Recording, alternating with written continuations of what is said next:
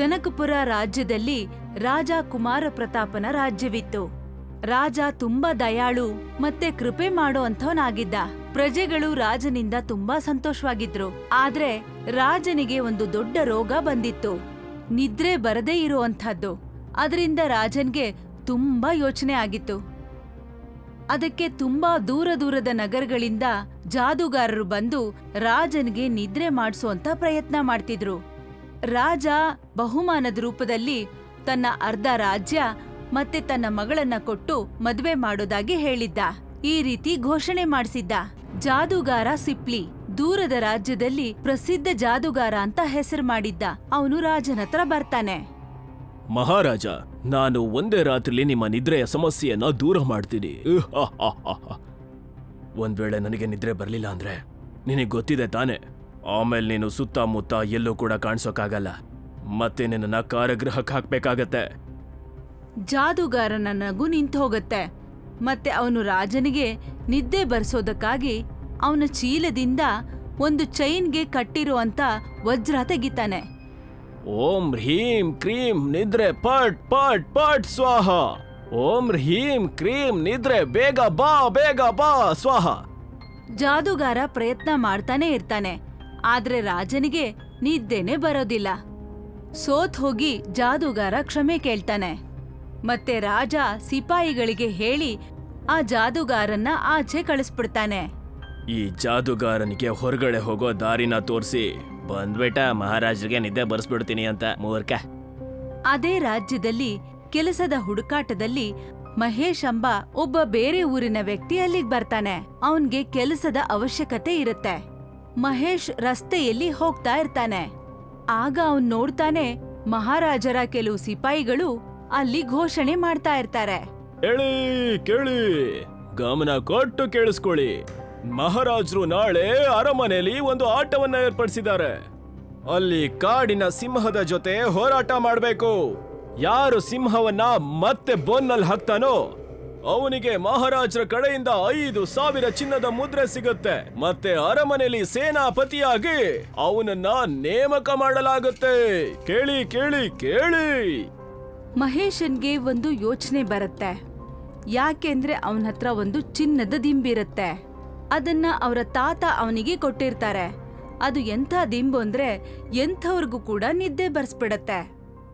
ಮಾರನೇ ದಿನ ಮಹೇಶ್ ರಾಜಮಹಲ್ಗೆ ಬರ್ತಾನೆ. ಕೇಳಿಸ್ಕೊಳ್ಳಿ ಅಣ್ಣ, ನಾನ್ ಈ ಸ್ಪರ್ಧೆಯಲ್ಲಿ ಭಾಗವಹಿಸ್ಬೋದಾ? ಏನು ನೀನ್ ಇದ್ರಲ್ಲಿ ಭಾಗವಹಿಸ್ಬೇಕು ಅನ್ಕೊಂಡಿದ್ಯಾ? ನೋಡೋದ್ಯಾ ಎಷ್ಟೆಷ್ಟು ದೊಡ್ಡ ವ್ಯಕ್ತಿಗಳೆಲ್ಲ ಬಂದಿದ್ದಾರೆ. ನೀನು ಈ ಸ್ಪರ್ಧೆಯಲ್ಲಿ ಗೆಲ್ಲೋದಕ್ಕಾಗತ್ತಾ? ಅಣ್ಣ, ನನ್ನನ್ನು ಹೋಗೋದಕ್ ಬಿಡು. ಶಕ್ತಿ ಇದ್ರೆ ಎಲ್ಲವೂ ಸಾಧ್ಯ ಅಲ್ಲ. ಸರಿ ಸರಿ. ಮತ್ತೆ ನೋಡ್ತಿದ್ದ ಹಾಗೆ ಎಲ್ಲ ಪೈಲ್ವಾನ್ರು ಹೆದರ್ಕೊಂಡು ಅಲ್ಲಿಂದ ಓಡೋಗ್ತಾರೆ. ದೊಡ್ಡ ದೊಡ್ಡ ಪೈಲ್ವಾನ್ರು ಕೂಡ ಮೈದಾನದಲ್ಲಿ 2 ನಿಮಿಷ ಕೂಡ ಆ ಸಿಂಹದ ಮುಂದೆ ನಿಂತ್ಕೊಳ್ಳೋದಕ್ಕಾಗೋದಿಲ್ಲ. ಎಲ್ರೂ ಎದ್ನೋ ಬಿದ್ನೋ ಅಂತ ಅಲ್ಲಿಂದ ಓಡ್ತಾರೆ. ಇನ್ನು ಯಾರಾದ್ರೂ ಇದೀರಾ ಈ ಸಿಂಹವನ್ನ ಬಂಧಿಸುವಂತ ಶಕ್ತಿವಂತರು? ಮಹಾರಾಜ್ರೆ, ನಾನಿದ್ದೀನಿ. ನಾನು ಒಂದ್ಸಲ ಪ್ರಯತ್ನ ಪಡ್ಬೇಕು ಅನ್ಕೊಂಡಿದ್ದೀನಿ.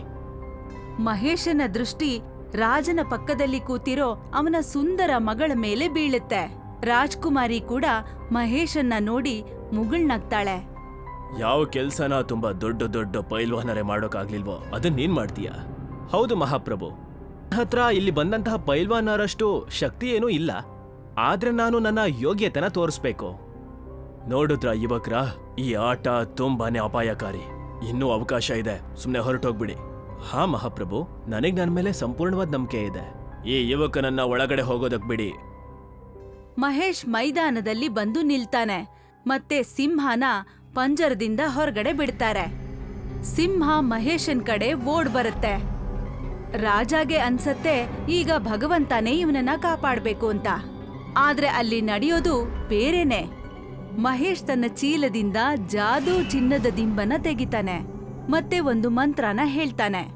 ತೋರ್ಸು ನಿನ್ನ ಕರಾಮತ್ತು, ಬಂಧಿಸುವನನ್ನ ತತ್ಕ್ಷಣ. ಸಿಂಹ ಓಡೋ ಅಂತ ವೇಗ ಕಡಿಮೆ ಆಗ್ಬಿಡತ್ತೆ. ಮತ್ತೆ ಬರ್ತಾ ಬರ್ತಾ ಸಿಂಹ ಕೆಳಗಡೆ ಬಿದ್ಬಿಡತ್ತೆ. ಮಹೇಶ್ ತನ್ನ ಜಾದೂ ದಿಂಬನ್ನ ಅದ್ರ ಕೆಳಗಡೆ ಇಟ್ಬಿಡ್ತಾನೆ. ಮತ್ತೆ ಮಲಗಿರೋಂಥ ಸಿಂಹನ ಮಹೇಶ್ ಎಳ್ಕೊಂಡ್ ಬಂದು ಪಂಜರದಲ್ಲಿ ಬಂಧಿಸ್ಬಿಡ್ತಾನೆ. ರಾಜ ಇದನ್ನ ನೋಡಿ ದಿಗ್ಭ್ರಾಂತನಾಗ್ಬಿಡ್ತಾನೆ. ನೀನ್ ಅದ್ರ ಜೊತೆ ಏನ್ ಮಾಡ್ದೆ?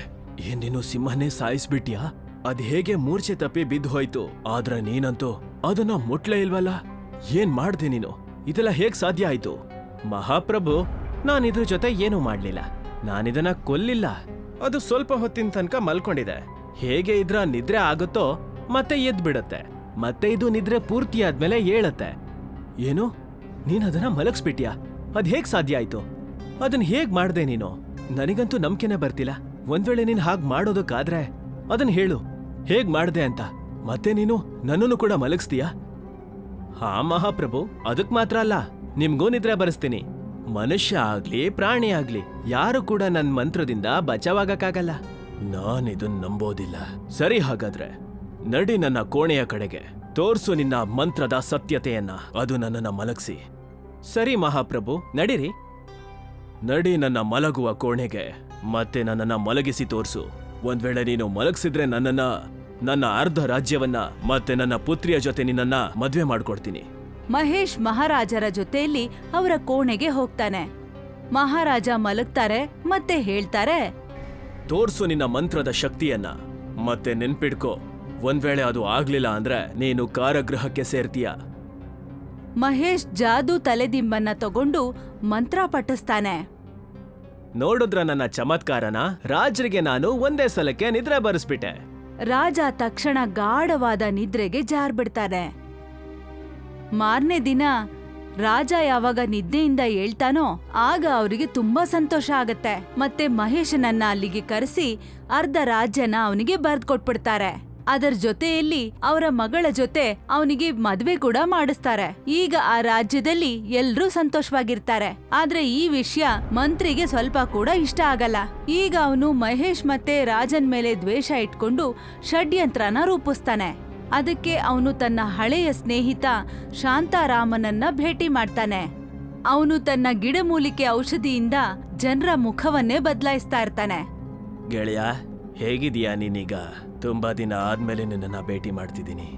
ಗೆಳೆಯ, ನಾನು ಹಾಗೆ ಇದ್ದೀನಿ. ಹಿಂದೆ ಹೇಗಿದ್ನೋ ಹಾಗೆ.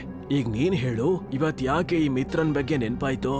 ನನಗೆ ಯುವರಾಜ ಕುಮಾರ ಪ್ರತಾಪನ ಹಾಗೆ ಒಂದು ತದ್ರೂಪಿ ಮುಖ ಬೇಕಾಗಿದೆ. ಅದೆಲ್ಲ ಆಗ್ ಹೋಗುತ್ತೆ, ಆದ್ರೆ ನನಗೇನ್ ಸಿಗುತ್ತೆ? ಒಂದು ಹಳ್ಳಿ ಮತ್ತೆ ಅರಮನೆಯಲ್ಲಿ ಮಂತ್ರಿಯ ಪದವಿ. ಸರಿ, ನಾನು ಕೂಡ ಯುವರಾಜ ಪ್ರತಾಪನ ಹಾಗೆ ಮುಖ ಕೊಡ್ತೀನಿ. ಅದನ್ನ ಅವನು ಕೂಡ ಗುರ್ತಿಡಿಯೋದಕ್ಕಾಗ್ಬಾರ್ದು ಹಾಗೆ. ಸ್ವಲ್ಪ ಸಮಯದ ನಂತರ ಮಂತ್ರಿ ರಾಜನ ವೇಷ ಹಾಕೊಂಡು ಅರಮನೆಗೆ ಬರ್ತಾನೆ. ದರ್ಬಾರ್ನಲ್ಲಿ ಇಬ್ಬರು ರಾಜರನ್ನ ನೋಡಿ ಎಲ್ರೂ ಆಶ್ಚರ್ಯಚಕಿತರಾಗ್ತಾರೆ. ಯಾರ್ ನೀನು? ನಾನು ರಾಜ ಕುಮಾರ ಪ್ರತಾಪ. ನೀನು ನನ್ನ ರೂಪ ಬದಲಾಯಿಸಿಕೊಂಡು ನನ್ನ ದರ್ಬಾರಲ್ಲಿ ನನ್ನ ಸಿಂಹಾಸನದಲ್ಲಿ ಕೂರುವಂತಹ ಅಪರಾಧ ಮಾಡಿದೀಯಾ. ಅದಕ್ಕೆ ದಂಡ ಕೂಡ ಅಷ್ಟೇ ಕಠೋರವಾಗಿರತ್ತೆ. ಸಿಪಾಯಿಗಳ, ಬಂದಿ ಮಾಡಿ ಈ ತದ್ರೂಪಿಯನ್ನ. ಸಿಪಾಯಿಗಳ, ಇವನನ್ನ ಬಂಧಿಸಿ ತದ್ರೂಪಿಯನ್ನ. ನನ್ನ ಎದುರು ನಿಂತ್ಕೊಂಡು ನನ್ನನ್ನೇ ತದ್ರೂಪಿ ಅಂತ ಹೇಳ್ತಿದ್ದಾನೆ, ಮೂರ್ಖ. ಎಲ್ರೂ ದರ್ಬಾರ್ನಲ್ಲಿ ಇವರಿಬ್ರಲ್ಲಿ ಯಾರು ಅಸಲಿ ರಾಜ ಯಾರು ನಕಲಿ ರಾಜ ಅಂತ ನೋಡ್ತಾನೆ ಇರ್ತಾರೆ. ಆಗ ಅಲ್ಲಿಗೆ ಮಹೇಶ್ ಬರ್ತಾನೆ. ನೋಡು ಮಹೇಶ, ನೋಡು, ಈ ತದ್ರೂಪಿ ಅಂತೂ ಅವನೇ ರಾಜ ಅಂತ ಹೇಳ್ಕೊತಿದ್ದಾನೆ. ನೋಡು, ಇವನ್ ಮಾತನ್ನ ನೀನ್ ನಂಬೇಡ. ನಾನು ಈ ರಾಜ್ಯದ ರಾಜ್ಕುಮಾರ ಕುಮಾರ ಪ್ರತಾಪ. ಮಹೇಶ್ ಕೂಡ ಇಬ್ರನ್ನು ನೋಡಿ ಆಶ್ಚರ್ಯ ಪಡ್ತಾನೆ. ಮಹೇಶ್ಗೆ ಆಗ ತಾನೆ ತನ್ನ ಜಾದೂ ದಿಂಬಿನ ಬಗ್ಗೆ ಯೋಚನೆ ಬರುತ್ತೆ. ಮತ್ತೆ ಅವನು ಹೋಗಿ ಜಾದೂ ದಿಂಬನ ಅಲ್ಲಿಗೆ ತರ್ತಾನೆ. ಮತ್ತೆ ಅದಕ್ಕೆ ಆದೇಶ ಕೊಡ್ತಾನೆ. ತೋರ್ಸು ನಿನ್ನ ಕೈ ಚಳಕ. ಯಾರು ಇಲ್ಲಿ ನಕಲಿ ರಾಜ, ಅವನನ್ನ ಮಲಗಿಸ್ಬಿಡು. ಮತ್ತೆ ಮಂತ್ರಿಯಾಗಿದ್ದ ರಾಜ ಮಲಗ್ಬಿಡ್ತಾನೆ. ಮತ್ತೆ ಮಹೇಶ್ ಸಿಪಾಯಿಗಳಿಗೆ ಆದೇಶ ಕೊಡ್ತಾನೆ. ಬಂಧಿಸಿ ಈ ತದ್ರೂಪಿಯನ್ನ, ಮತ್ತೆ ಕಾರಾಗೃಹಕ್ಕೆ ತಳ್ಳಿ ಇವನನ್ನ. ಮತ್ತೆ ನೀನು ನಿನ್ನ ಬುದ್ಧಿವಂತಿಕೆ ಮತ್ತೆ ಜಾದುಗಾರಿಕೆಯಿಂದ ನನ್ನನ್ನ ಮತ್ತೆ ಈ ರಾಜ್ಯವನ್ನ ಕಾಪಾಡ್ಬಿಟ್ಟೆ. ಆದ್ರೆ ಮಂತ್ರಿ ಸೆರೆಮನೆಯಲ್ಲಿ ಇದ್ದೂ ಕೂಡ ರಾಜ ಕುಮಾರ ಪ್ರತಾಪನ ರಾಜ್ಯವನ್ನ ಹೇಗೆ ವಶಪಡಿಸ್ಕೋಬೇಕು ಅಂತ ತಂತ್ರ ರೂಪಿಸ್ತಾ ಇರ್ತಾನೆ. ಆಗ್ಲೇ ಅವನು ಕಾರಾಗೃಹದ ಆಚೆ ನಿಂತಿದ್ದ ಸಿಪಾಯಿಗೆ ತನ್ನ ಮಾತುಗಳಲ್ಲಿ ಮರಳು ಮಾಡೋ ಅಂತ ಪ್ರಯತ್ನ ಮಾಡ್ತಾ ಇರ್ತಾನೆ. ಇಲ್ಲಿ ಕೇಳೋ, ನೀನು ನನ್ನನ್ನ ಈ ಕಾರಾಗೃಹದಿಂದ ಬಿಡಿಸ್ತೆ ಅಂತ ಹೇಳಿದ್ರೆ ನಾನ್ ನಿನಗೆ 10,000 ಚಿನ್ನದ ಮುದ್ರೆಗಳನ್ನ ಮತ್ತೆ ನನ್ನ ಮಿತ್ರ ರಾಜ ಆಗಿರುವಂತಹ ನನ್ನ ದೊಡ್ಡ ಶತ್ರು ಸೋಮಪತ್ನಲ್ಲಿ ನಿನ್ನನ್ನ ಸೇನಾಧಿಕಾರಿಯಾಗಿ ನೇಮಕ ಮಾಡ್ತೀನಿ. ನನ್ನನ್ನ ನಂಬು ನೀನು. ಒಂದ್ ವೇಳೆ ನಾನು ಸಿಕ್ಕಾಕೊಂಡೆ ಅಂದ್ರೆ ರಾಜ ನನಗೂ ದಂಡನೆ ಕೊಡ್ತಾರೆ.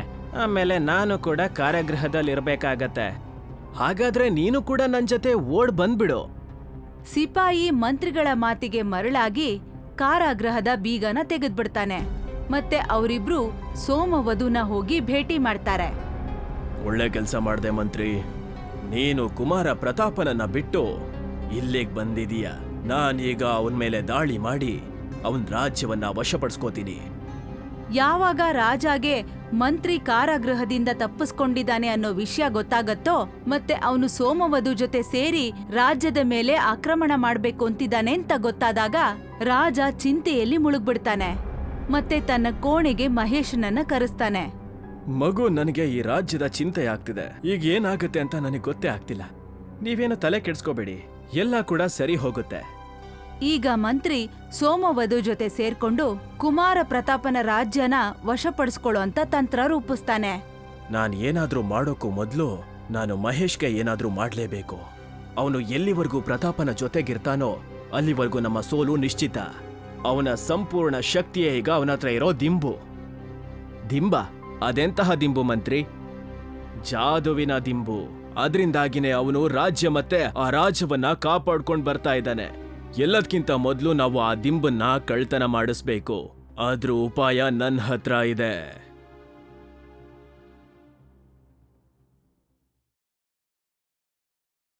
ಮಂತ್ರಿ ರಾತ್ರಿಯ ಸಮಯದಲ್ಲಿ ಮಹೇಶನ ಕೋಣೆಗೆ ಕಳ್ತನ ಮಾಡೋದಕ್ಕೆ ಅಂತ ಒಬ್ಬ ಕಳ್ಳನ್ನ ಕಳಿಸ್ತಾನೆ. ಕಳ್ಳ ನೋಡ್ತಾನೆ, ಆಗ ಮಹೇಶ ನಿದ್ದೆ ಮಾಡ್ತಾ ಇರ್ತಾನೆ. ಅವನು ಬಚ್ಚಿಟ್ಕೊಂಡು ಆ ಚೀಲದಲ್ಲಿ ಇಟ್ಟಂತಹ ಜಾದು ದಿಂಬನ್ನ ತಗೊಂಡು ಓಡೋಗ್ಬಿಡ್ತಾನೆ. ದಿಂಬನ್ನ ತಗೊಂಡ್ ಹೋಗಿ ಮಂತ್ರಿಗಳಿಗೆ ಕೊಟ್ಬಿಡ್ತಾನೆ. ಈಗ ನೋಡ್ತೀನಿ ಕುಮಾರ ಪ್ರತಾಪನನ್ನ ಯಾರ್ ಕಾಪಾಡ್ತಾರೆ ಅಂತ.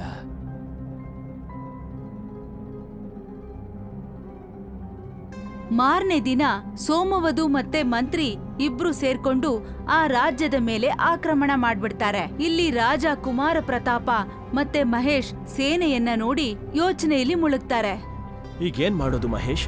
ಜಾದುವಿನ ದಿಂಬು ಕೂಡ ನಮ್ಮ ಹತ್ರ ಇಲ್ಲ. ಹೆದ್ರಬೇಡಿ ಮಹಾಪ್ರಭು, ಎಲ್ಲ ಸರಿ ಹೋಗುತ್ತೆ. ಆಗ ಮಂತ್ರಿ ಕುಮಾರ ಪ್ರತಾಪನ ಸೇನೆಯನ್ನ ನೋಡಿ ಮುಗುಳ್ನಗ್ತಾ ಆ ಜಾದು ದಿಂಬನ್ನ ತೆಗಿತಾನೆ.